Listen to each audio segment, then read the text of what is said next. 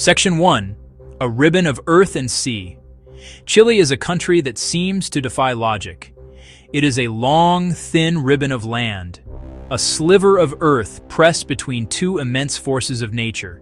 To the east, the colossal Andes Mountains rise like a formidable wall, snowy peaks touching the heavens, separating the nation from its neighbors.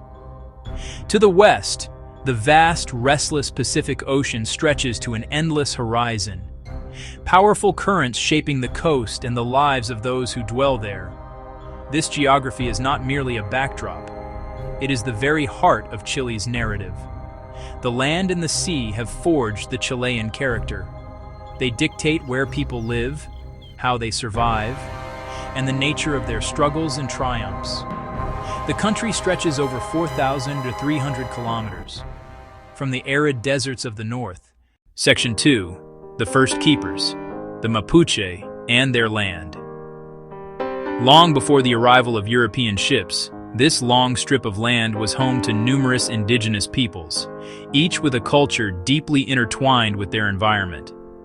Among the most prominent and resilient were the Mapuche, people of the land. They inhabited the fertile central and southern regions of what is now Chile. Dense forests, clear rivers, and volcanic mountains. Their society was not built around grand cities or a centralized empire, but smaller independent communities bound by language and a profound spiritual connection to place. Their world was the earth, the water, and the sky.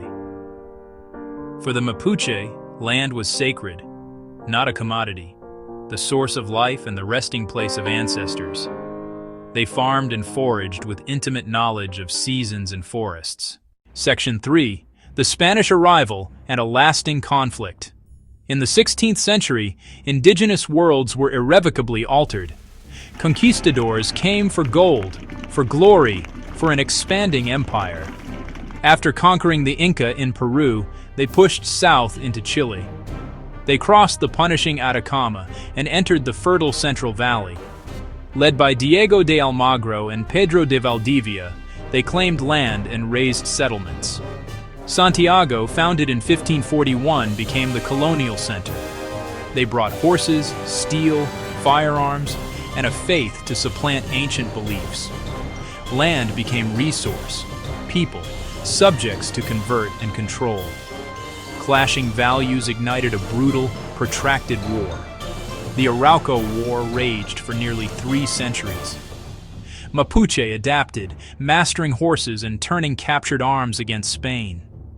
The Biobío became a formidable border, raids, battles, failed peace. Spain never subdued Mapuche lands south of the river. By the early 19th century, the winds of change reached isolated Chile.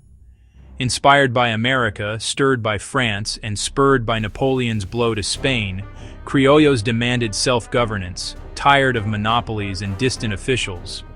In 1810, a local junta sparked a long struggle with royalists. As ever, geography shaped the war. Led by Bernardo O'Higgins and José de San Martín, they vaulted the Andes to surprise Spain's forces. Battles rippled up the Central Valley. Ports and mountain passes proved decisive. In 1818, Maipú sealed independence. A republic emerged, O'Higgins at its helm. The challenge: bind extremes into one state. Santiago eyed mineral riches in the far north and the dense southern frontier. The War of the Pacific won nitrate lands for Chile. Borders shifted, wealth flowed. The state absorbed Mapuche territory by the 1880s, at great human cost. The 20th century brought wealth and widening inequality. An urban working class rose, rural poor pressed for change, wages, education, healthcare, land. Politics polarized. In 1970, Salvador Allende, a socialist, won, the first democratically elected Marxist president. He nationalized copper, accelerated land reform, and expanded social programs. Hope met resistance at home and abroad. Shortages, inflation, blockade, and strikes strained the nation. On September 11, 1973, the military under Augusto Pinochet seized power. The palace was bombed.